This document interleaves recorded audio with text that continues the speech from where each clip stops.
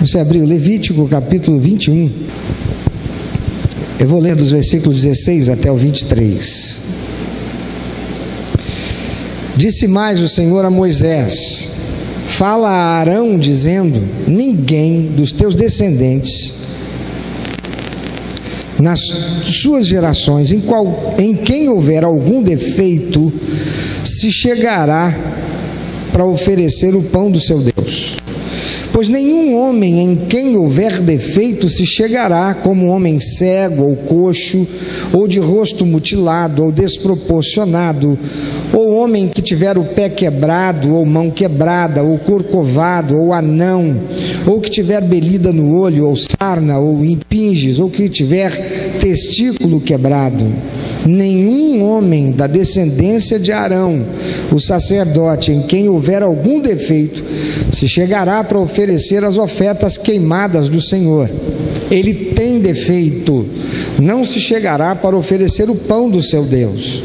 Comerá o pão do seu Deus, tanto do Santíssimo como do Santo, porém até ao véu não entrará, nem se chegará ao altar, porque tem defeito, para que não profane os meus santuários, porque eu sou o Senhor que os santifico.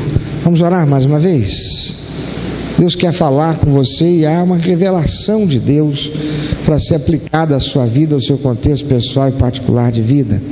E se você quer receber, a palavra de Deus diz que é o Espírito Santo quem nos convence, mas Ele não está convencendo a um monte de gente. E esse monte de gente não está sendo convencido pelo Espírito Santo porque não quer conhecer a verdade. E o Espírito Santo, ele não invade, ele quer ser convidado. Convida agora o Espírito Santo, diga para ele: Espírito Santo, fala comigo, aplica a tua palavra, me mostra, revela a tua palavra a mim. Eu preciso sair daqui conhecendo o Senhor um pouco mais. Amado Senhor, que seja assim para a glória do teu nome.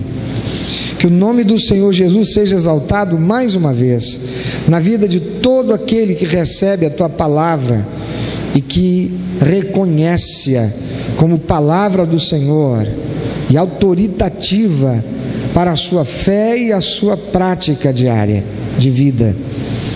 E que em nome do Senhor Jesus, toda voz que conspira contra aquele que quer receber a tua palavra seja calada agora no mundo espiritual, em nome do Senhor Jesus.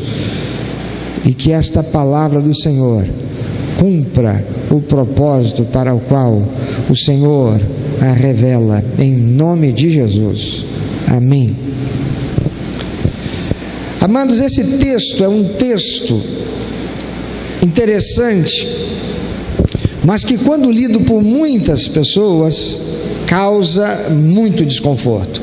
Nós vivemos em dias em que parece que a sociedade avançou e avançou muito por causa da maneira como passou-se a ver com aspas maior dignidade, ou para promover dignidade, a alguns grupos de pessoas que até então eram marginalizados.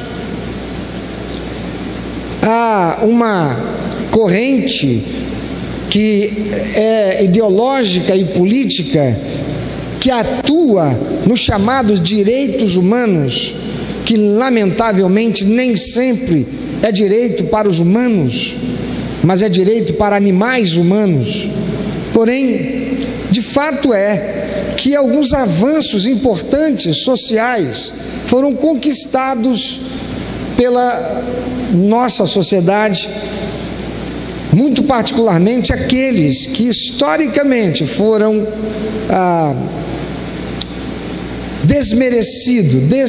desmerecidos, desprestigiados, maltratados, mal vistos, como por exemplo as pessoas que são portadoras de necessidades especiais, pessoas que nasceram com mongolismo, pessoas que nasceram com deficiências visuais, motoras. E pessoas que não creem em Deus e aqueles que são opositores sistemáticos do Evangelho de Jesus Cristo se utilizam de textos como este que acabei de ler e que você acabou de ler também, para afirmar que Deus faz acepção de pessoas com necessidades especiais, que Deus ensina a que essas pessoas sejam discriminadas, sejam relegadas a uma condição inadequada, desonrosa, subjugadas ao ostracismo. Pessoas que não creem em Deus e aqueles que são opositores sistemáticos do Evangelho pegam textos como esse, que realmente dá a entender, ou fazem eles dar a entender, que eles têm razão, e não parece razoável acreditar num Deus que diz que é amor e exige esse tipo de postura daqueles que não têm culpa de terem nascido ou sido tornados assim deficientes físicos. É inadmissível crer num Deus que diz que é amor, mas rejeita as pessoas que têm problemas físicos e não as aceita no ministério do seu culto. Porém, esse tipo de afirmação, usando textos como este, por pessoas assim, denota o quão ignorantes estas pessoas são, a ponto de deturparem a mensagem espiritual, moral da Escritura Sagrada, a fim de colocá-la em xeque, descaracterizando-a, para não ser aceita como verdade, palavra de Deus. Todavia, quando estudamos a Bíblia e analisando o texto e o contexto mais atentamente, nós adquirimos exatamente a mensagem que o texto nos deseja transmitir e passamos a entender o porquê dessas exigências do nosso Senhor Deus, além de compreender os impedimentos que algumas pessoas portadoras de deficiência física enfrentariam durante o exercício do seu cargo se fossem inseridas no ministério do culto, como lá no Antigo Testamento Deus estabeleceu para ser feito. Essas pessoas desprovidas de conhecimento, elas não podem enxergar a mensagem espiritual e profética de textos como esse, pois o Antigo Testamento aponta profeticamente para a pessoa de Jesus, a sua santa missão de salvação da raça humana, e aponta também para a igreja, para os ministros do Senhor, para aqueles que são filhos de Deus, para aqueles que a palavra de Deus pelo apóstolo vai chamar de ministros do Deus vivo, que são todos aqueles que, tendo recebido Jesus como seu único, eterno e suficiente Salvador, foram salvos por Ele, foram tornados filhos de Deus e ministros do Evangelho. Eu quero te fazer esclarecido, portanto, a respeito da revelação de Deus apresentada nesse texto, a partir de duas abordagens muito importantes. A primeira, no campo natural, e a segunda, no campo moral e espiritual. Conquanto estas exigências do Senhor foram feitas porque o sacerdócio levítico apontava para a pessoa de Jesus Cristo, que foi o sumo sacerdote, mas também foi a ovelha sacrificial, aquele que a si mesmo se entregou santo, puro, perfeito, imaculado, aquele que entrou no santíssimo lugar para apresentar-se a si mesmo santo, irrepreensível a Deus, como oferta aceita pelo Senhor, para pagar o preço de resgate de todo aquele que nele crê e o recebe como único, eterno e suficiente Salvador. Mas eu vou apenas aplicar essa revelação o contexto do ministro, do ministério, dos crentes, das pessoas. Você, eu. A primeira abordagem que faço é do campo natural. Olhemos para esse texto com uma visão especificamente relacionada ao campo natural. As atividades no templo, ou as atividades naquele tempo, ainda não templo, mas no tabernáculo, exigiam habilidades físicas e mentais por parte dos levitas, daqueles que seriam os ministradores do culto ao Senhor. Por exemplo, eles deveriam ter força e destreza para matar um boi, para matar uma ovelha, esquartejá-la, cortando sob medida para realizar a oferenda, como nos encontramos lá em Levítico capítulo 4, versículo de 8 a 12. Como é que uma pessoa portadora de necessidades especiais, com deficiências físicas, poderia desempenhar esse papel? Seria necessário manuseio e uso constante de objetos cortantes. Por exemplo, o uso de objetos cortantes no sacrifício de animais. Animais tinham que ser degolados. Você já tentou matar, ou já viu como é que faz para matar uma galinha? Alguém já viu matar uma galinha? Já viu? Não estou falando do abatedouro não, estou falando lá em casa, na roça. Você já viu? Se você não prender a galinha entre as pernas e segurar ela com as duas mãos, você não mata não. É uma galinha. Agora imagina um cabrito. Agora pensa num boi. Como é que uma pessoa portadora de necessidades especiais conseguiria fazer uma coisa assim? Você diria, mas havia outras atividades. Sim.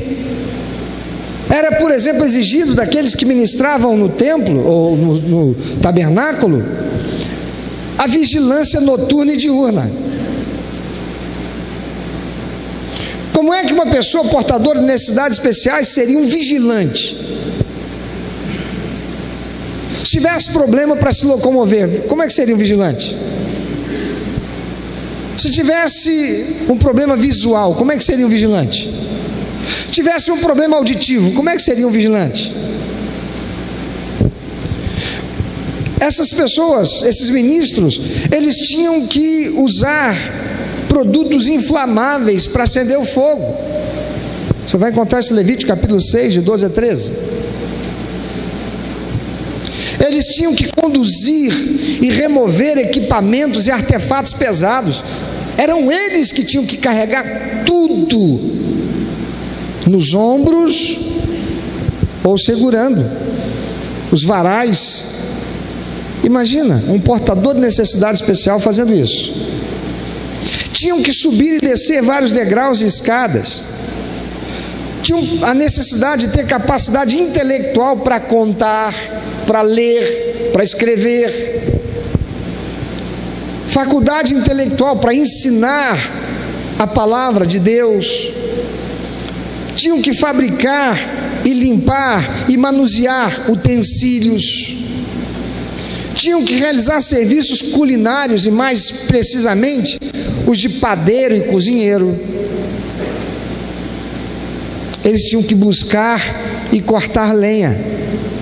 Como pessoas portadoras de necessidades especiais poderiam desempenhar essas tarefas? Isto nós estamos olhando meramente no campo natural. E aí eu pergunto, já começa a olhar diferente a coisa, não é? Já se começa a ver Deus de uma forma diferente do que esses que de forma ignorante, de forma sistematicamente opositores à palavra de Deus, querem descaracterizar o Senhor e a palavra santa do Senhor. Deus exigiu perfeição em cada oferenda. Não faria sentido se aqueles que trabalhassem com as oferendas fossem pessoas com defeitos físicos a ponto de comprometer a perfeição da oferenda. Não era para qualquer pessoa, era para o Deus vivo, o Todo-Poderoso, o Criador do céu e da terra. Defeitos físicos poderiam comprometer a qualidade do serviço e, consequentemente, a qualidade da oferta. E mais adiante você vai entender o porquê. Porque nós vamos agora começar a falar da abordagem do campo moral e espiritual. Como eu disse, a palavra de Deus no Antigo Testamento aponta para a pessoa e o ministério de Cristo, para a pessoa e o ministério dos ministros do Senhor, que são todos aqueles que foram remidos e lavados no sangue de Jesus, porque o receberam como seu único, eterno e suficiente Salvador. Quantos estão aqui e que são chamados ministros do Senhor, porque assim foram tornados filhos de Deus? Digam amém. Então isso é para você e para mim. Mas é também para você que ainda não recebeu Jesus como Salvador e Senhor. Doenças e defeitos físicos são consequência do pecado. A palavra de Deus nos dá conta de que Deus criou tudo perfeito. O mundo que Deus criou era perfeito. Não havia nenhum problema, nenhuma deficiência, nenhuma falha, nada. Era um mundo perfeito. E o homem que Deus criou, ele era perfeito. E o lugar onde o homem vivia era um lugar perfeito. Não faltava nada para o homem. A palavra de Deus diz em Eclesiastes capítulo 7, versículo 29: eis o que tão somente achei, que Deus fez o homem reto, perfeito, mas ele se meteu em muitas astúcias. A palavra de Deus diz que foi porque o homem deu ouvidos a Satanás, aceitando a influência de Satanás, para cobiçar ter o que ele não tinha o direito de ter, para cobiçar ser o que ele jamais poderia ser, que o pecado entrou na raça humana e desfigurou o homem e trouxe toda sorte de mazelas à criação de Deus. Com a entrada do pecado no mundo, a criação foi atingida com as suas consequências. Gênesis capítulo 3, versículo 17, e a Adão disse, a Deus dando o veredito, depois do pecado, e Adão disse, visto que atendeste à voz de tua mulher, e comeste da árvore que eu te ordenara não comesses, maldita é a terra por tua causa. A terra se tornou amaldiçoada por causa do pecado. O apóstolo Paulo, falando disso aos Romanos no capítulo 8, versículo 20 a 23, diz assim: pois a criação está sujeita à vaidade, não voluntariamente, mas por causa daquele que a sujeitou, na esperança de que a própria criação será redimida do cativeiro da corrupção, para a liberdade da glória dos filhos de Deus, porque sabemos que toda a criação a um só tempo geme e suporta angústias até agora. Mas não é isso que a gente constata? Não é isso que a gente vê quando a gente vai à praia? Quando a gente chega na Baía de Guanabara e a gente pensa que há um século atrás não havia lugar na Baía de Guanabara onde não se pudesse tomar banho. Hoje, quantos têm coragem de entrar nas águas da Baía de Guanabara para tomar banho? Sem receio de sair de lá tendo contraído alguma bactéria, algum vírus que vai se desenvolver e gerar uma doença no seu corpo, no seu organismo. Mas como era isso no passado? Amados, a exigência de que o sacerdote e os levitas, para ministrarem no altar, teriam que ser perfeitos, não poderiam ser com defeitos, perfeito no sentido de não ter defeitos físicos, apontava para o propósito de Deus no sentido de serem exemplos para mim e para você, para nós hoje. Eles apontavam para os ministros de Deus hoje, para os ministros de Deus após Jesus Cristo, para os ministros de Deus até a vinda de Jesus Cristo, para você e para mim. 1 Timóteo capítulo 4, versículo 12, o apóstolo falando àquele jovem pastor, ele diz: ninguém despreze a tua mocidade, pelo contrário, torna-te padrão dos fiéis na palavra, no procedimento, no amor, na fé, na pureza. Timóteo, você tem que ser exemplo. Não pode haver defeito na sua moral, não pode haver defeito na sua expressão de fé ao Senhor. As pessoas têm que olhar para você, Timóteo, e ver que você é um verdadeiro e frutífero discípulo de Cristo, ministro do Senhor. A exigência de Deus de um corpo perfeito no sacerdócio levítico, lá no Antigo Testamento, era uma figura que apontava, portanto, para a perfeição moral de Cristo e a perfeição moral do crente, do Filho de Deus, da Filha de Deus. Hebreus capítulo 7, versículos 26 a 28, lemos: com efeito, nos convinha um sumo sacerdote como este, santo, inculpável, sem mácula, separado dos pecadores e feito mais alto do que os céus, que não tem necessidade, como os sumos sacerdotes, de oferecer todos os dias sacrifícios, primeiro por seus próprios pecados, depois pelos do povo, porque fez isto uma vez por todas, quando a si mesmo se ofereceu. Porque a lei constitui sumos sacerdotes a homens sujeitos à fraqueza, mas a palavra do juramento, que foi posterior à lei, constitui o Filho perfeito para sempre. De quem ele está falando? Jesus Cristo. Mas esta exigência também apontava para as qualificações morais e espirituais exigidas por Deus dos obreiros da nova aliança, nós hoje. 1 Timóteo capítulo 3, versículo de 1 a 7, o apóstolo Paulo novamente falando ao jovem pastor Timóteo, ele diz: fiel é a palavra, se alguém aspira ao episcopado, excelente obra almeja. É necessário, portanto, que o bispo seja irrepreensível, esposo de uma só mulher, temperante, sóbrio, modesto, hospitaleiro, apto para ensinar, não dado ao vinho, não violento, porém cordato, inimigo de contendas, não avarento, e que governe bem a própria casa, criando os filhos sob disciplina, com todo respeito. Pois se alguém não sabe governar a própria casa, como cuidará da igreja de Deus? Não seja neófito, para não suceder que se ensoberbeça e incorra na condenação do diabo.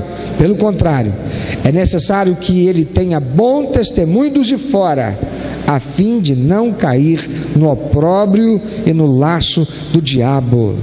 E mais à frente, Paulo vai falar também sobre as características daquele que é diácono, daquele que serve ao Senhor, repetindo essas características também para o obreiro, para a obreira do Senhor.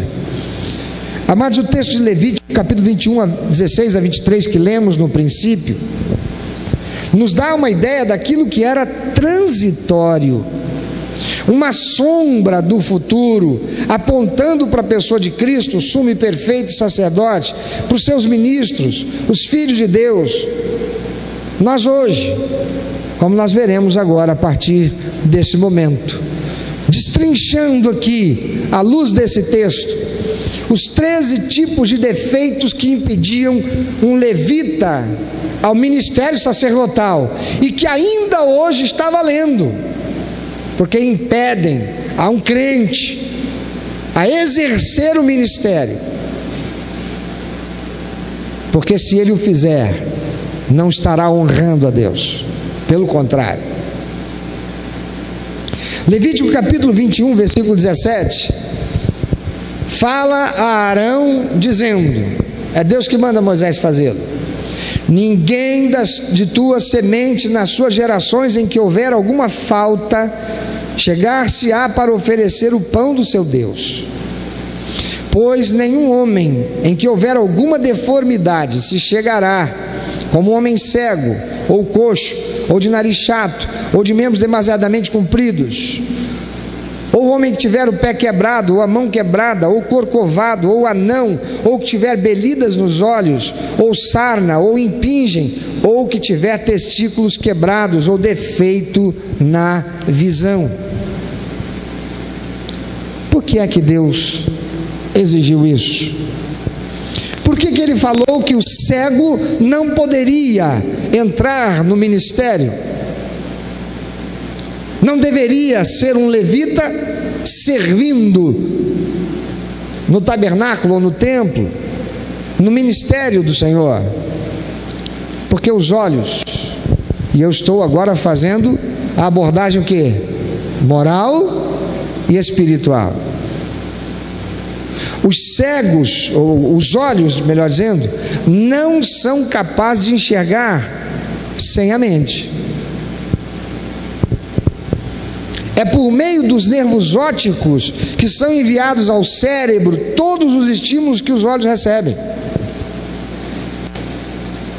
Sem os olhos, não tem como o cérebro enxergar, saber o que está à sua frente.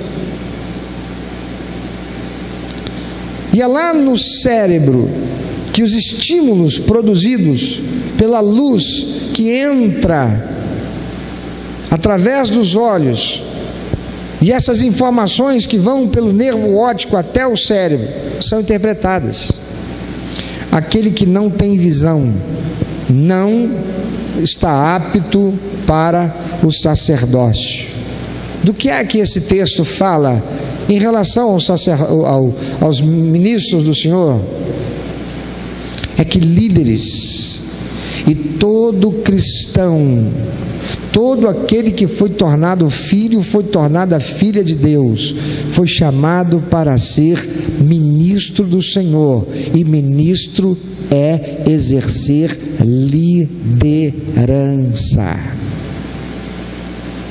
Você pode não ser chefe na sua empresa que você trabalha, você pode não ser o líder na sua casa, você pode não ser líder na sua escola, mas se você é filho de Deus, você é filha de Deus, você é vocacionada pelo Senhor para ser líder da parte de Deus no mundo espiritual, exercendo influência nesse mundo natural.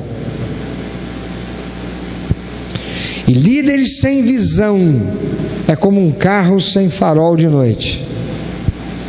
Quando se perde a visão de Deus, perde-se o foco do objetivo principal do reino de Deus, perde-se a direção. E um crente que não tem visão espiritual, ele é incapacitado para servir ao Senhor. Não pode servir ao Senhor. Se a visão que ele tem é do mundo, então ele é cego para Deus. Não há como enxergar as coisas espirituais. A palavra de Deus diz: se os teus olhos forem bons, todo o teu ser será luminoso. Mas se o que há em você é, você não vai enxergar nada. E os cegos, aqueles que não têm visão espiritual das coisas de Deus, não podem servir ao Senhor. Deus não aceita aquilo que é feito se não for feito através da visão do Senhor. A palavra de Deus diz que a cabeça da igreja e a cabeça do crente é quem? Quem é? Jesus Cristo. É Jesus Cristo. Mas se os nossos olhos estiverem sem a visão, sem a interpretação que vem da cabeça, do cérebro, que é Cristo, a gente está olhando, mas não está enxergando nada. A gente está cego. E como tem gente cega dentro das igrejas, e como tem gente cega por aí dizendo, batendo no peito, dizendo: mas eu também sou filho de Deus. Outra pessoa que não poderia exercer o ministério era o coxo. O coxo, ele tem dificuldade para andar. O coxo, ele é lento para se locomover. O coxo é lento para realizar tarefas. Quantas pessoas há que manquejam espiritualmente? O coxo, ele não consegue andar em linha reta, ele anda se balançando para lá e para cá, então ele não consegue fazer um caminho em linha reta. Quantas pessoas há que manquejam espiritualmente, não conseguem firmar propósito com Deus, estão sempre a cochear entre dois pensamentos, são indecisos, não têm firmeza espiritual. Hoje está aqui fazendo as coisas de Deus, amanhã está ali inclinado para as coisas da carne. Hoje está aqui andando pela visão do Senhor, amanhã está ali andando por uma ideologia política, filosófica, corrompida.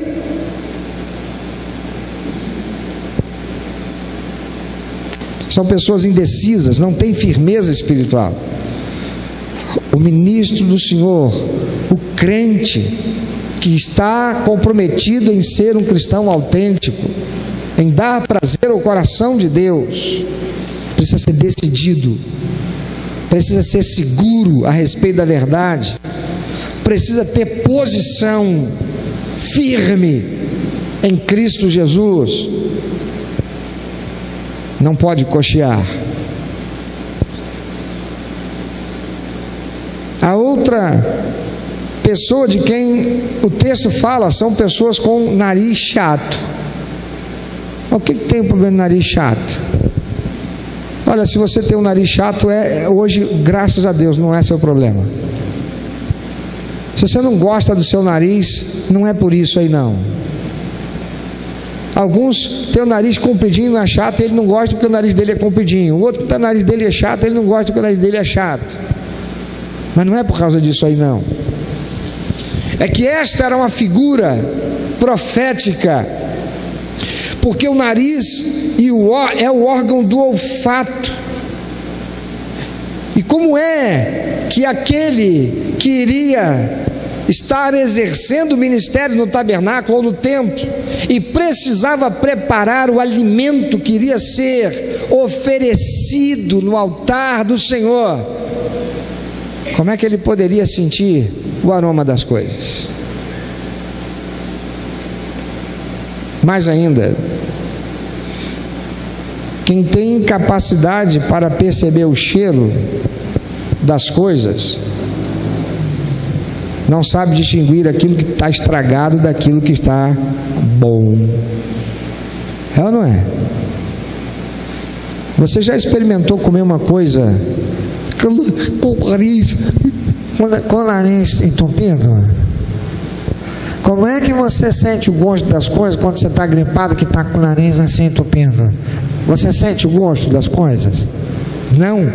É porque uma das coisas que contribuem, que cooperam para a gente sentir, para nós sentirmos o sabor, é o olfato. Você sabia disso? O olfato contribui significativamente para nós percebermos o sabor das coisas. Uma pessoa que tem problema de olfato não percebe uma coisa que aparentemente é boa. Não, aparentemente é boa, mas ela está estragada. Quem aqui já não viu um arroz bonitinho na panela? Você chegou lá cheio de vontade, pegou e colocou no prato, pegou o garfo e botou. Quando botou na boca, está aquela coisa já parecendo cuscuz, né? Você olhou, parecia direitinho, você não sentiu o cheiro, você não percebeu. Se você percebesse o cheiro, você ia logo descobrir: isso aqui passou. É ou não é? Não é verdade? Tem coisas que a gente coloca na geladeira e se não está na geladeira não vai estragar, deixa lá 15 dias. Um dia desse a gente descobriu um pouco de canjica. Na minha terra a gente chama de canjicão, aquele de milho branco, né? A minha terra chama canjicão, lá é canjicão também, né? Aqui vocês chamam de canjica. É que canjica pra gente lá era canjiquinha, que vocês chamam de canjiquinha, né? Canjica pra gente, canjica, e canjiquinha era a mesma coisa. Canjicão era o doce. Vocês sabem do que eu estou falando? Aquele doce com leite, tem gente que coloca amendoim, né? Pois é. Aí a gente descobriu lá, ih, tem canjica aqui, que beleza. Quando abriu que a gente olhou, aí eu falei, vou dar uma cheirada aqui para ver se, né? Deixa eu ver. Negócio gelado, irmão. Não dá para sentir o cheiro direito. Se a gente não percebe o aroma, o cheiro, a gente pode se envenenar com uma coisa. É inadmissível que aquele que é ministro do Senhor não saiba distinguir espiritualmente as coisas por aquilo que elas, como elas se apresentam. A outra pessoa, ou o tipo de pessoa de que o texto fala, é aquele que tem o membro demasiadamente comprido. Está relacionado aos membros do corpo, como as pernas, os braços, a língua. O obreiro, o ministro, o crente, precisa ter equilíbrio. Não pode ficar pendendo nem para a direita nem para a esquerda. Não pode ser alguém cobiçoso. Não pode ser alguém que anda correndo ou anda num passo diferente daquele que o restante do corpo, porque o restante do corpo é a igreja de Cristo. Tem crente que quer ir e ele cai na frente de todo mundo. Está errado, está com um membro grande demais aí. Tem gente que quer ir correndo e não tem paciência para esperar aquele que não anda tão depressa.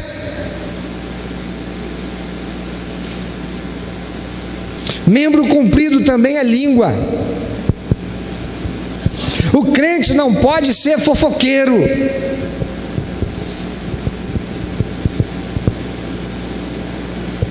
O crente não pode falar demais. O ministro do Senhor, a ministra do Senhor, o servo e a serva do Senhor tem que ter comedimento, equilíbrio.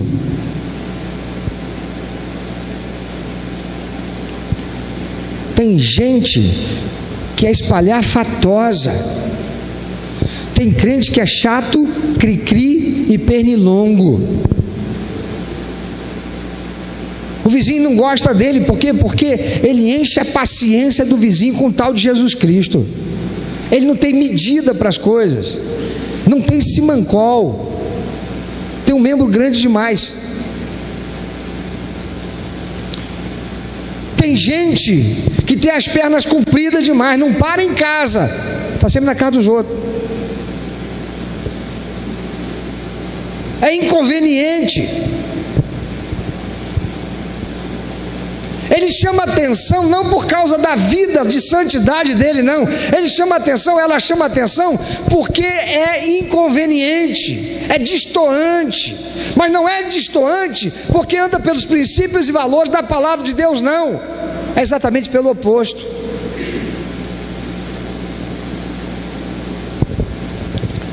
E essas pessoas, de quem Deus disse não pode entrar no tabernáculo para servir, não pode tocar nas minhas coisas, prefiguravam esse tipo de pessoas que existem hoje, que vêm do mundo, recebem Jesus como único eterno suficiente Salvador, mas não se deixam ser tratadas nestas questões do seu caráter.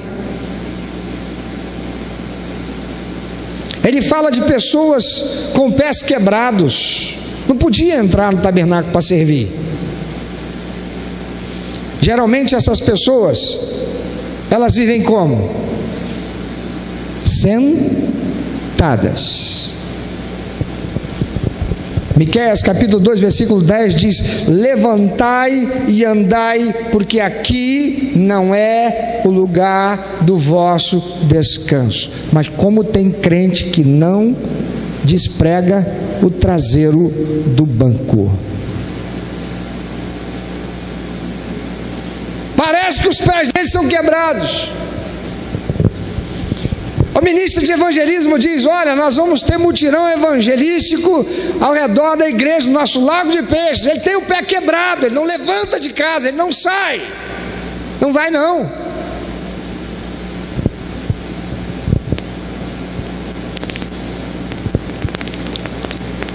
Não serve. Romanos capítulo 10, versículo 15 diz: quão formosos os pés daqueles que anunciam a paz, dos que anunciam coisas boas. Tem gente que tem o pé quebrado para anunciar coisas boas, a boa nova do evangelho. Os pés servem para o corpo caminhar, levar o corpo onde precisa ir. O ministro do Senhor, o servo de Deus, o crente em Jesus Cristo, deve ser cumpridora da grande comissão. Vê se dá para alguém ficar parado, ficar sentado, quando a grande comissão, o Senhor Jesus diz: portanto, ide. Para ir eu tenho que caminhar, para ir eu tenho que me locomover, para ir eu tenho que sair do lugar. Então ide por todo mundo, leva a mensagem da salvação por onde você for. Aqueles que têm os pés quebrados não podem servir ao Senhor, não agradam a Deus com aquilo que estão fazendo, ou como quem estão sendo. Quem está entendendo? A outro tipo de pessoa de que o Senhor disse que não aceitaria no ministério são pessoas com mãos quebradas. Pessoas com mãos quebradas. Mãos falam de trabalho, de serviço. Mãos quebradas são mãos que não se estendem para abençoar pessoas, como Hebreus 12:12 diz. As mãos, queridos, representam a nossa capacidade de trabalhar, de produzir os nossos serviços para Deus, mas também para o próximo. Os sacerdotes e os levitas, eles tinham que ter mãos perfeitas e hábeis para o trabalho de Deus.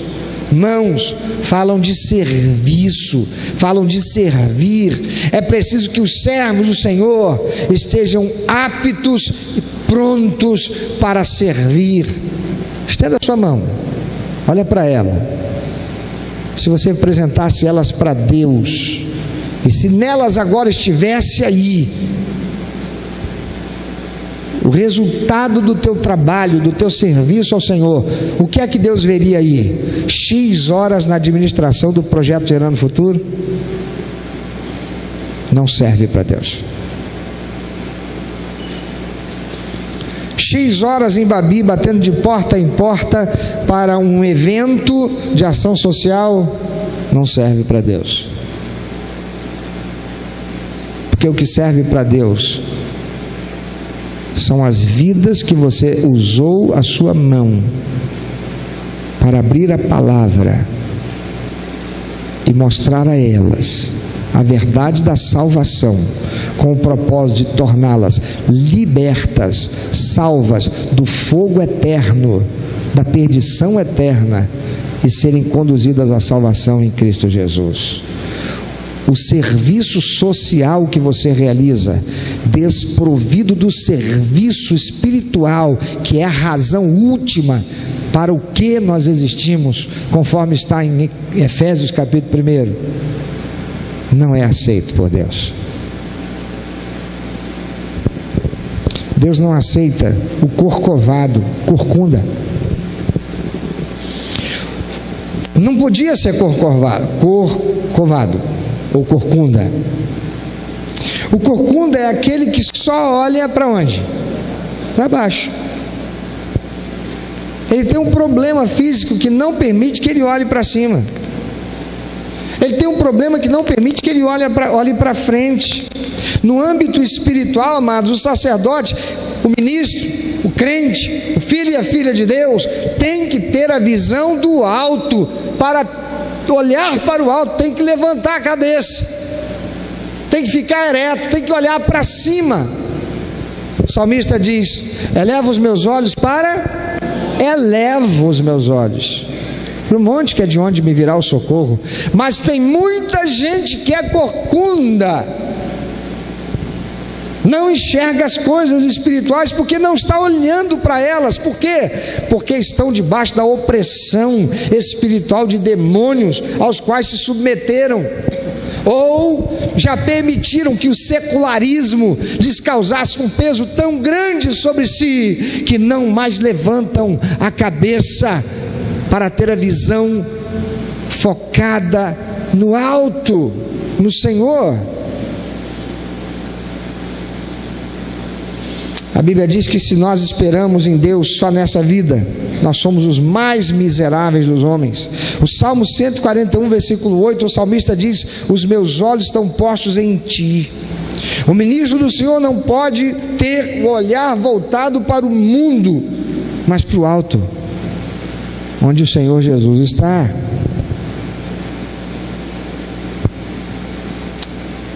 Não podia também ser anão. O anão não estava qualificado para o sacerdócio, pois ele teria dificuldade de alcançar o altar para oferecer sacrifício. O crente não pode ser anão, não pode se conformar com uma vida cristã medíocre, mas deve crescer espiritualmente, jamais se contentando com a sua estatura espiritual, deve ansiar e se esforçar pelo crescimento. Crente anão não pode servir ao Senhor e dar prazer ao coração do Pai. A fonte do crescimento é a palavra de Deus, mas tem crentes que continuam anões.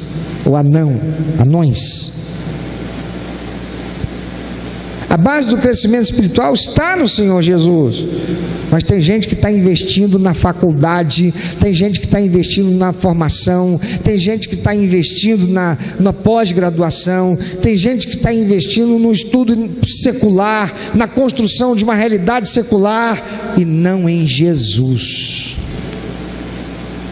E a palavra de Deus diz: buscar em primeiro lugar o quê? O reino de Deus. É crescer em estatura e sabedoria e graça para com Deus e os homens, como Jesus o fez. O crescimento, ele é percebido aos olhos de todos. Há crentes que não crescem, são como crianças, como diz Efésios capítulo 4, de 11 a 16, 2 Pedro capítulo 3, verso 18, Efésios capítulo 4, verso 15, Colossenses capítulo 2, versículo 19, está tudo na Bíblia, para explicar esses tipos de pessoas, esses tipos que o Senhor estabeleceu lá em Levítico. Mas ele fala também daquele que tem belida nos olhos. Quem sabe o que é belida? O que é belida? Catarata. O que é catarata? Catarata é uma mancha esbranquiçada na córnea que impede a visão. É o que nós chamamos catarata, belida. A pupila cria uma névoa, deixando o cristalino dos olhos com uma coloração leitosa que vai dificultando a visão.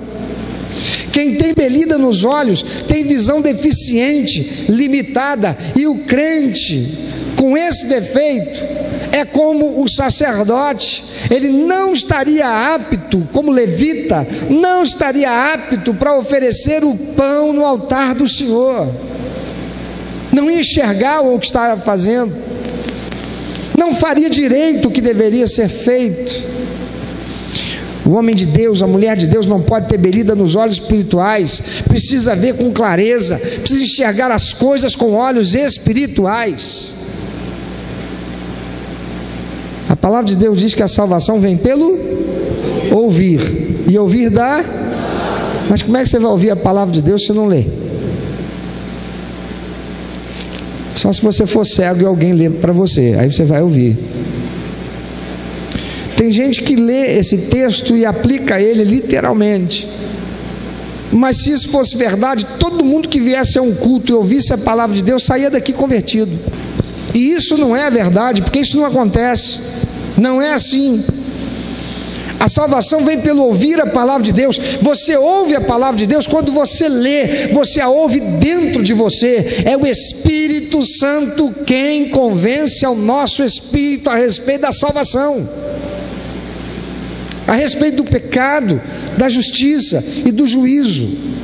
O homem e a mulher de Deus não pode ter belida nos olhos espirituais. Precisa ver com clareza. O homem e a mulher de Deus com belidas nos olhos só vê dificuldade, só vê as falhas dos outros, só vê os inimigos como gigantes e a incapacidade de alcançar o alvo. É o crente que vocês oram por mim. Ei, irmão, como é que você está? Tá bem não. A coisa também, você sabe, né? Os caminhoneiros estão tudo aí parados. E agora também as refinarias vão parar. Até o pastor estava contente que o carro dele é a gás. Ele não vai nem poder voltar à igreja essa semana. Amanhã mesmo está tudo parando. Só vê o mal.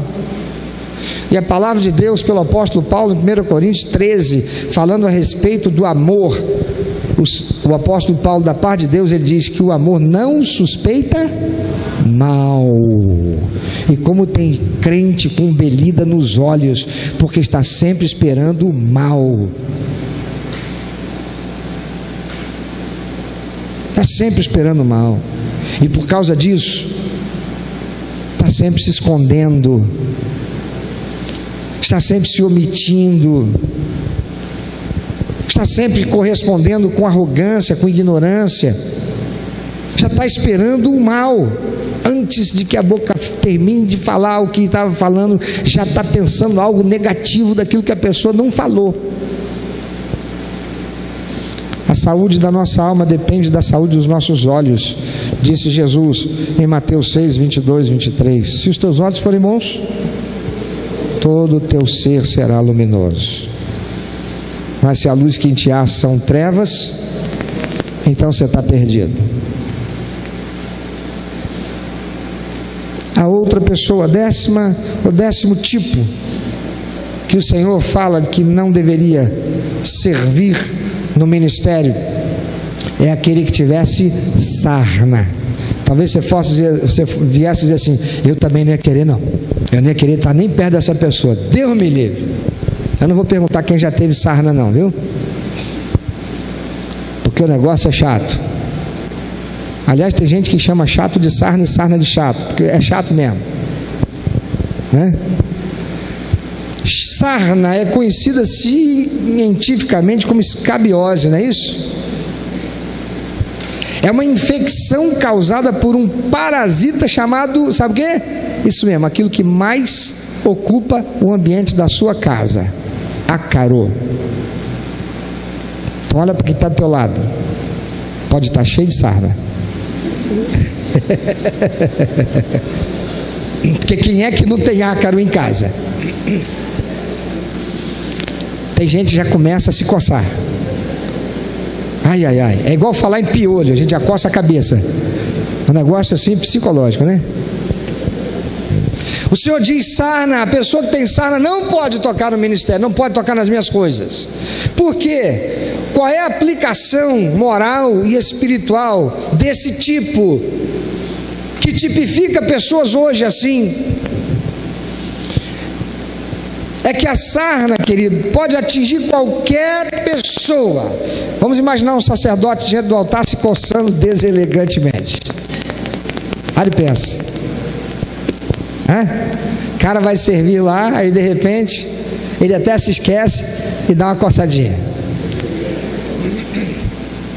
Acabou tudo, perdeu a moral. Amados, quantos hoje são os sarnentos espirituais? Estão cheios desses parasitas, não trabalham na obra de evangelização, só vivem de viagem, e a igreja na mão de outra pessoa ou de outras pessoas. E eu não estou falando só de pastores e líderes de ministério, não. Eu estou falando de crentes que parece que tem sarna, eles vivem se coçando, não param. Procura na igreja, não está. Procura no ministério, não está.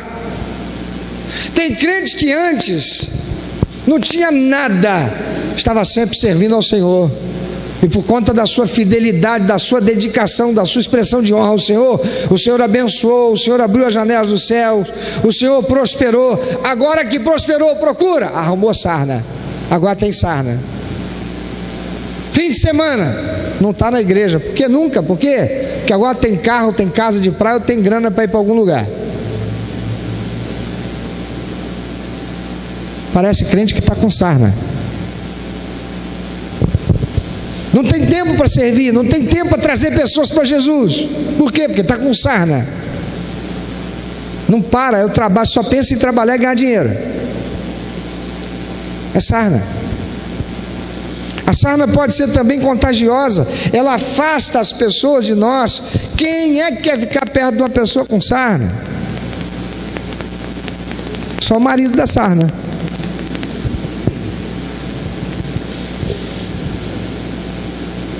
Espiritualmente, está relacionado com pessoas crentes, mas que são antipáticas, carrancudas, grosseiras. Quem é que quer estar do lado de uma pessoa assim, que é um parasita espiritual? Ou está cheio de parasita espiritual? Está cheio de espírito de contenda, está cheio de espírito de fofoca, está cheio de espírito de imundo, que contagia. Deus não recebe, Deus não aceita. Pode estar cantando, pode estar louvando, pode estar entregando oferta, não honra a Deus, e Deus não recebe. O antepenúltimo tipo é o que tem impingem. Alguém já tem impingem aí? Não precisa esconder não, viu? Porque isso era só no Antigo Testamento. Mas a impingem é causada por um grupo de fungos que podem infectar as unhas e a pele. É uma doença contagiosa. Quem tinha impingem tinha que ser afastado do serviço levítico, não poderia continuar. Espiritualmente, a impingem está relacionada à fofoca. A impingem está relacionada à insubmissão e à rebeldia. Crentes que são fofoqueiros, crentes que não têm submissão, não pode estar no serviço do Senhor, pode nem estar na igreja de Cristo, porque contamina. A fofoca contagia, contamina. E nós temos que contagiar os outros, mas é com a palavra de Deus que edifica para a glória do Senhor. Olha para quem está do teu lado, diz para ele: se você desenvolver impingem, a giripoca vai piar, porque aqui a giripoca pia. Porque nós queremos ser o quê? E diz para essa pessoa: se a giripoca não piar no exercício da autoridade do ministério pastoral, então fica ligado, porque quando o fogo descer e você estiver contagiado, vai queimar você também. Quem sabe do que estou falando? É só ler o livro de Êxodo, Levítico, Números, Deuteronômio, você vai saber. 12º tipo eram aqueles que tinham testículos quebrados. Infeliz do cara, né? Teve a infelicidade de ter o testículo quebrado, sendo impedido de exercer o ministério. Por quê? Mas que injustiça de Deus, será? Não. É porque esse tipo de pessoa tipifica para nós em nosso tempo, apontava para aqueles de nosso tempo, porque fala de pessoas com deficiência para reproduzir, para gerar filhos. Jesus Cristo, certa feita, andando com os discípulos, diz o texto que ele teve fome, e então ele passando por uma figueira, e ele foi até ela, e ele não encontrou fruto, então ele disse: nunca mais nasça de ti fruto algum. E aquela figueira fez o quê? Secou. E o Senhor diz que a vara, Ele é a videira e nós somos as varas. E a vara que não dá fruto, corta e lança no fogo. Aquele que tem testículos é o crente que tem deficiência para reproduzir, não traz pessoas para Jesus, não ganha uma alma para Cristo. E se ganhou, ganhou uma alma. Ele ganhou uma alma, mas quebrou o testículo, não reproduz mais, mas está ganhando dinheiro, está trabalhando para ganhar dinheiro, está trabalhando para construir empresa, está trabalhando para conseguir uma vida diferente, alcançar uma determinada posição na sociedade, está trabalhando, estudando muito para ser alguém lá na frente. Vai morrer e vai ter que dar conta para Deus. E em algum momento, se viver uma vida mais longa, vai se descobrir sozinho e sem a bênção de Deus. Vai descobrir que tudo que fez, como diz o grande sábio Salomão, nada mais era do que vaidade. Não serviu para nada. Paulo ensina em 1 Timóteo 1 e 2 que nós somos chamados para dar frutos. Aquele que é nascido de novo em Cristo Jesus é chamado pelo Senhor como ministro e ministra do Senhor, que deve dar fruto, deve trazer pessoas para Jesus. Você pode fazer o que for, meu irmão, minha irmã. Você pode cantar muito lindamente, você pode tocar maravilhosamente, você pode dançar extraordinariamente, você pode realizar o que for extraordinariamente, mas se você não trouxer pessoas para Jesus, você é alguém de testículo quebrado. E o que você está fazendo não vai agradar ao Senhor. Por último, o último tipo são aqueles que têm defeitos de visão. Quem tem defeito de visão é diferente de quem é cego. Quem é cego é cego. Mas há aqueles que têm problemas na visão. A visão é um dos 5 sentidos mais importantes que nós temos. Esse defeito pode ser causado por acidentes ou de nascimento, ou acidentes ou pelo nascimento. Já nascer com problema. E são vários os defeitos de visão, vou falar apenas de 3 aqui. O míope, ele tem dificuldade para ver o quê? Longe ou perto? O míope não enxerga o que está longe. Tem que botar aqui, ó. Não é? Aquele que tem problema com hipermetropia tem dificuldade para ver o que está perto. Ele vai ficando longe. Tem que botar as coisas longe. Aquele que tem problema de astigmatismo, pode ser perto ou pode ser longe, vai ter problema para enxergar. Para servir a Deus no ministério, era necessário ter a visão perfeita, para que aquilo que ele fizesse com eficiência, com excelência para Deus. Quantos crentes estão doentes da visão espiritual, não enxergam a necessidade de evangelizar, não enxergam as almas indo para o inferno, não enxergam a necessidade de fazer missões, estão com seus olhos cheios de defeitos espirituais, não estão enxergando nem que o seu casamento está indo para o fundo do poço, que os seus filhos estão indo para o mundo se perdendo, porque a sua visão espiritual está com defeito. O sacerdote Eli, depois de velho, ele perdeu a visão e já não educava os filhos, os quais não respeitavam as coisas sagradas. E aquele que não tem a visão, não enxerga direito, Não é que não tem visão, não enxerga direito. Esse não pode estar servindo ao Senhor e o Senhor receber.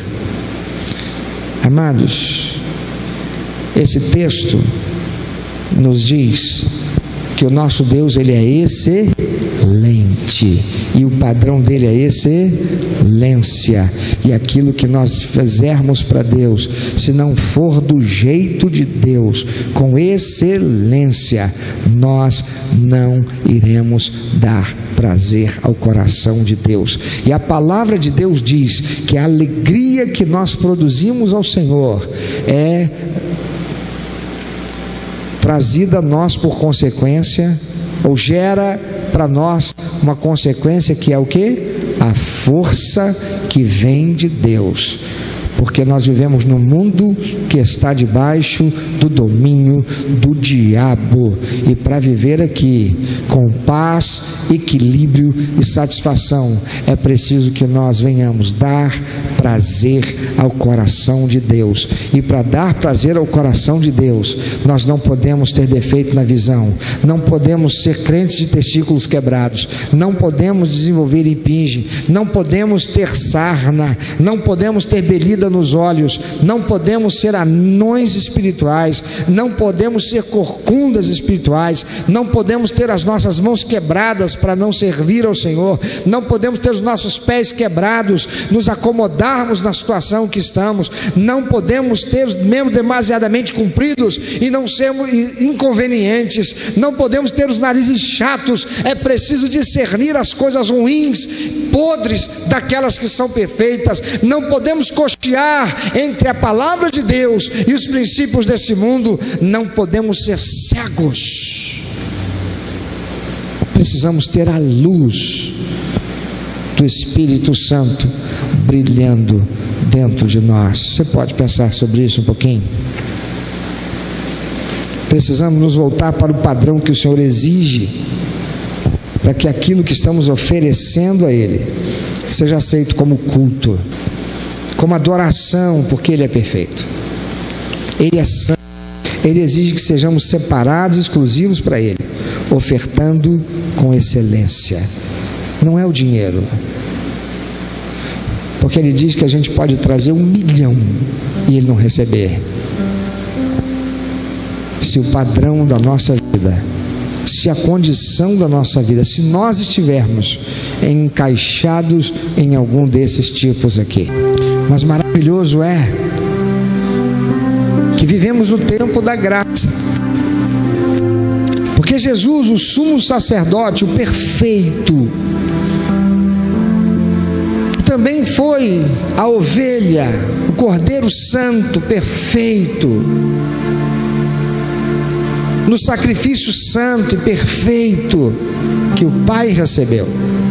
Ele já pagou o preço para a remissão dos nossos pecados. Ele já pagou o preço para que nós pudéssemos entrar na presença do Pai, redimidos, lavados no seu sangue, transformados, novas criaturas. E a palavra do Senhor diz que aquele que é nova criatura, as coisas velhas já passaram, tudo se fez novo, e que aquele que está em Cristo, ele é mais que vencedor sobre todas as coisas. Nós estamos vivendo numa realidade de sociedade, de tempo, em que a vida cristã está muito longe disso daqui, do padrão de Deus. Muitos estão buscando a igreja, mas com as mãos quebradas. Muitos estão na igreja, mas com os pés quebrados. Muitos estão na igreja, mas não percebem, não têm discernimento para as coisas que são ruins, más. Tem o nariz chato. Há outros que estão com cegueira, já não enxergam a verdade, estão frios, estão gelados, não sentem a presença do Senhor mais. aqueles que têm belida nos olhos, estão olhando para as coisas com o filtro do mundo e não com a luz perfeita do Espírito Santo, de tanto que já se envolveram e se imiscuíram com as coisas desse mundo, deixaram a comunhão com a palavra de Deus e se embriagaram com as coisas desse mundo. Se você se encaixou em algum desses tipos, volta hoje para o Senhor, volta hoje ao primeiro amor, volta hoje, volta agora. Diga aí no seu lugar onde você está: Senhor, eu sou essa pessoa do quebrado, chato. Eu sou essa pessoa do pé quebrado e da mão quebrada. Eu sou essa pessoa, Senhor, com belida nos olhos. Mas não faça essa oração, sabe, aquela oração do mimimi, não. Ah, Senhor, me ajuda. Não, porque aquele que reconhece que está errado tem que consertar. Arrependimento exige conserto. Arrependimento exige confissão, pedido de perdão e conserto. Então tome atitude. Que tem gente que nessa hora só faz aquela oração: ah, Senhor, me ajuda. E Deus não vai fazer aquilo que é você que tem que fazer, que eu que tenho que fazer. Deus não vai fazer você sair, é você que tem que levantar e andar.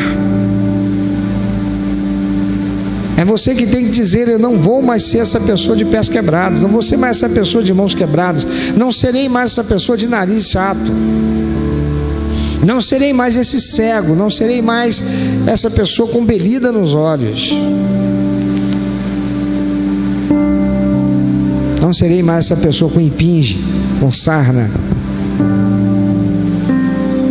Eu quero ser um cristão autêntico e eu farei tudo para me tornar um cristão autêntico.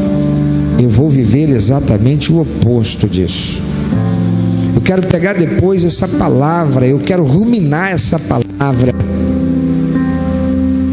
eu quero depois pegar o estudo dessa palavra, eu quero ruminar essa palavra, eu quero colocar esses tipos no meu espelho do banheiro, eu quero colocar esses tipos na porta da minha geladeira, que toda hora eu abro, porque eu quero me confrontar toda hora com esses tipos, para eu nunca mais ser parecido com nada disso, porque Deus me criou para dar prazer ao coração dele, e a alegria do Senhor é que é a minha força. Eu não posso agradar ao Senhor desse jeito.